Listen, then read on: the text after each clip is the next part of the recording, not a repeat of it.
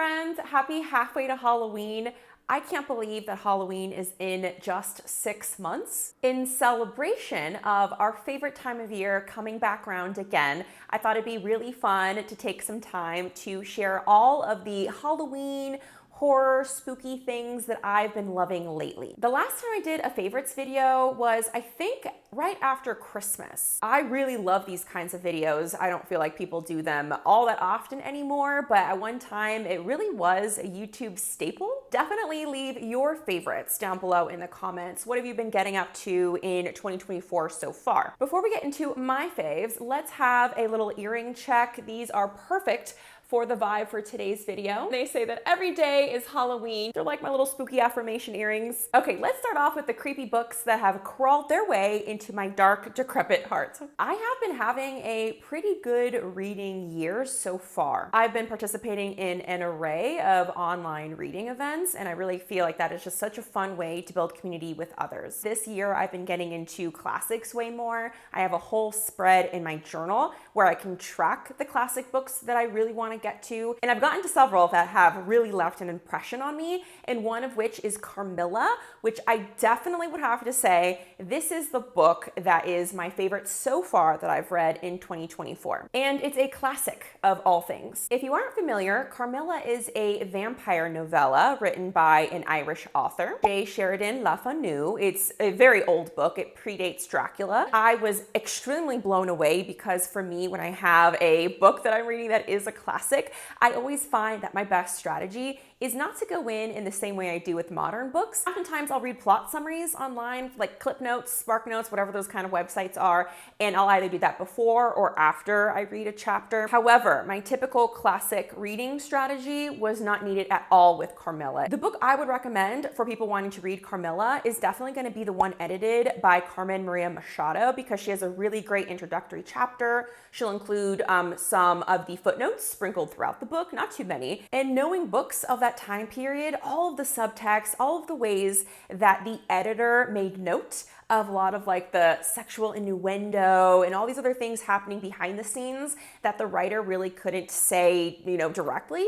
All of that was really fun, and I was just like giggling. And there are these gorgeous illustrations, and not to mention the cover on the front, but there are so many gorgeous illustrations throughout the course of this book. And you know me, I've been having tons of fun getting into the academic analysis of this book since I first read it in February. And academics have talked quite a bit about the merits of this novel in the area of LGBTQ queer fiction, and they've also talked about the problematic nature of this story as well. So there's a lot to unravel with this book. Immediately after Carmilla, I read 2 retellings that definitely blew my mind and gave me what I wanted from Carmilla in more modern contexts and in very different ways. Well, I guess I read 3 retellings, but I won't count that third one, An Education in Malice, because I DNF'd it for being so dang boring. First retelling I read right after I finished Carmilla is going to be Carmilla and Laura. This book is by S.D. Simper. If you're looking for a book from a queer female author that takes the entirety of the Carmilla story and really goes there, like I'm talking, it goes there, this is the one for you. You should check this one out. And then I found that there's actually a graphic novel retelling of Carmilla,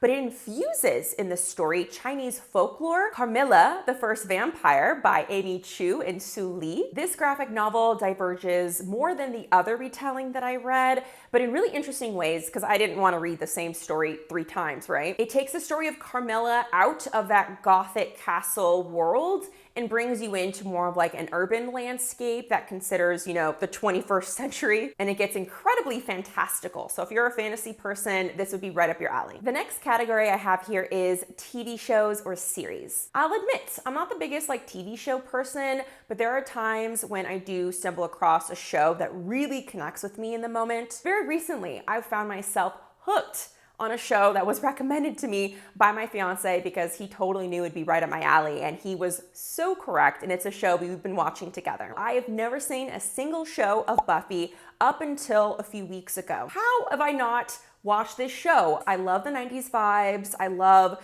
the goth aspect of this story. I love all of the horror fantasy elements. The characters are so likable, all those kids. I mean, they're literally 20-year-olds playing high school kids, but It shows, it for sure shows, but it's hilarious. I love that the stakes are like medium, so it's really relaxing to watch. It feels campy but cozy. It's very safe. Like, you know, the core people, I mean, I haven't seen too much of it, so I could be totally wrong, right? But I feel like the core group, like, nothing's really gonna mess with them. They'll, you know, make it through every episode. People have really been hyping up season 2. I'm really excited to get there. I'm almost done with season 1, and then apparently also the Halloween episode is really cute too. I had a goal at the beginning of 2024 to watch more movies, and I definitely have been excelling at that. One movie that I've really loved, I love so much because I don't think I expected to like it as much as I did, and that's gonna be Lady Frankenstein. And I'm not proud when I say that I like this movie because it is incredibly problematic with the way it represents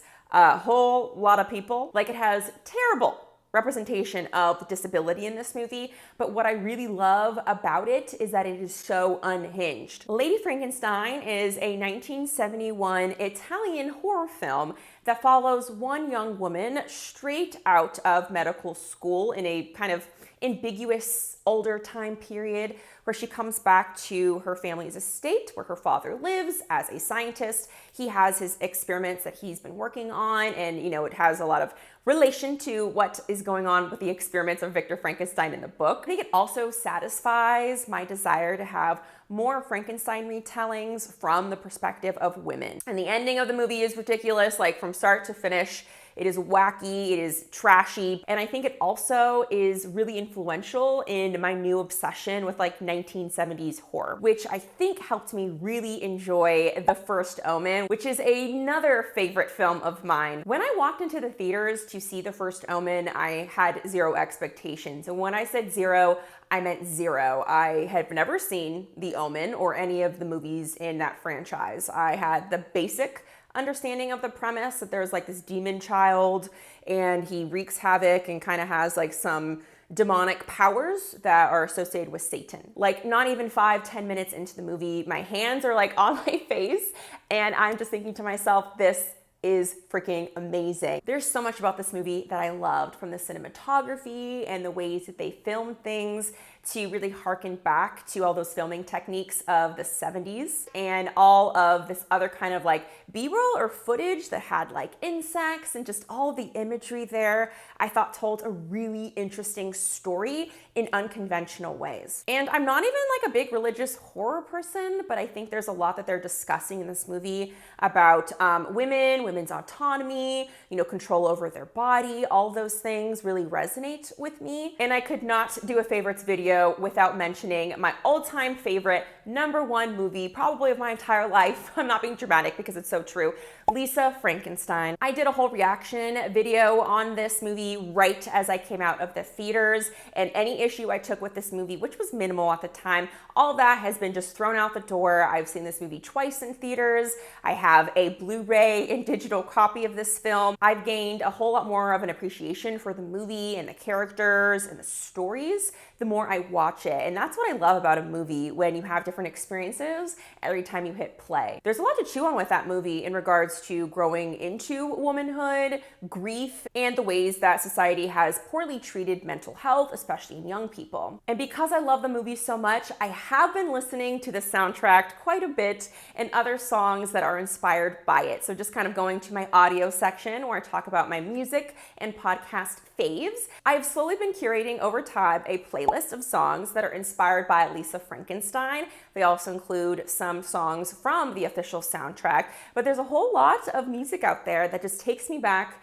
to the story, to the romance, and lets me relive it on my morning commute to work. One podcast that I listen to from start to finish is going to be the first season of Unobscured. In March, I went to Salem for about a week with my mom, and while we were there, we went on a history tour that was like 10 out of 10 amazing. At the end of it, our tour guide gave us a recommendation for this podcast. And of course, me being the history nerd that I am, I definitely downloaded that, listened to it. The episodes themselves are pretty short, but there's a lot there to unfold, and it's complex what goes on. The king of podcasts, Aaron Mahnke, is the host, but he inserts a lot of clips from his interviews with historians, so I love that as a history educator myself, that he's going straight to these academic sources to get information. And if you're somebody that doesn't like to read big ass history books, this could be a really good route for you. Funnily enough, both of my fashion and beauty favorites are aromas. Also, while in Salem, I went to this amazing store called Coven. They have tons of horror, Halloween goodies that will just make your heart explode with happiness and joy. One thing I picked up there is going to be a roller ball in the scent of altar from the company Burke & Hare. And I've been obsessed with it ever since I came home. It is just a rose bouquet on my wrist. I'm loving it so much. And then in my February box from Twisted Allure, I get their subscription box.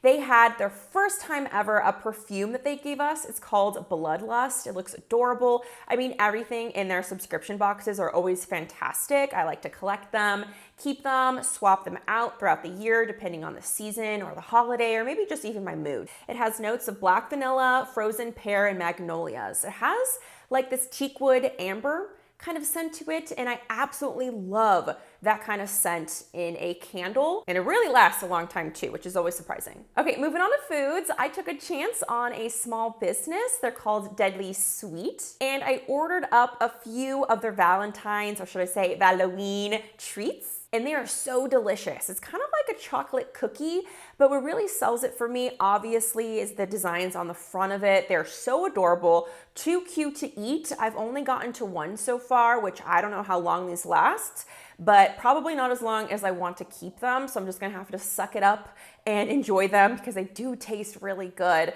But really what got me is just how adorable they are. You know, I love a good theme. I'm a sucker for aesthetic. So these were perfect in both looks and taste. Also in the food category here is my Stay Puft Sipper, which you could actually see in the background right here. He brings so much joy to my heart. If you know me, you know my love for the marshmallow dude. I know we're a little bit of ways away until we get to Halloween hunting season. It's almost there, but this guy right here, trying to find him kind of gave me some flashbacks to last season. It was kind of a hunt to find him, to find an AMC theater that had him in stock. I first saw him on a reel that Mr. Halloween posted on his Instagram. He has a YouTube, he's amazing, follow him. My last category here is DIY, crafts, and games, and I'm really excited to be able to have this kind of category in a favorites video, because if you would have asked Lauren 2-3 years ago, and you're like, Lauren, what's your hobbies? She'd say, I don't know, overworking myself to death.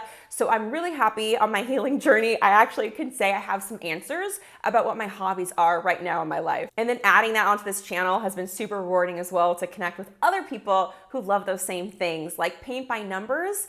I've had so much fun with that. It is so relaxing. It really boosts my confidence because I don't feel like I'm the most artistic person in the world, but it's so straightforward, but also the finished product is really cool. So I'm like, wait, I did that? That's so cool. Something I did take the leap on is going to be gaming, getting into cozy games. I don't have an Xbox, PlayStation, any kind of console. I don't have a Switch.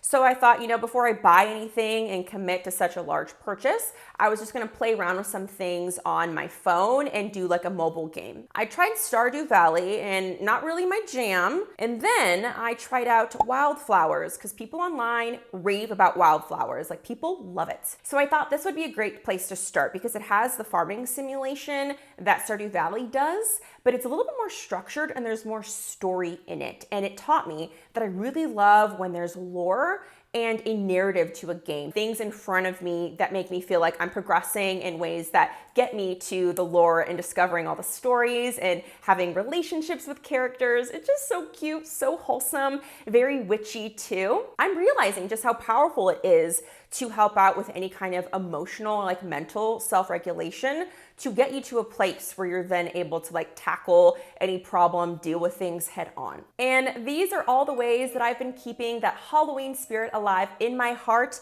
all year long, sharing my spooky journey with the videos I've been creating.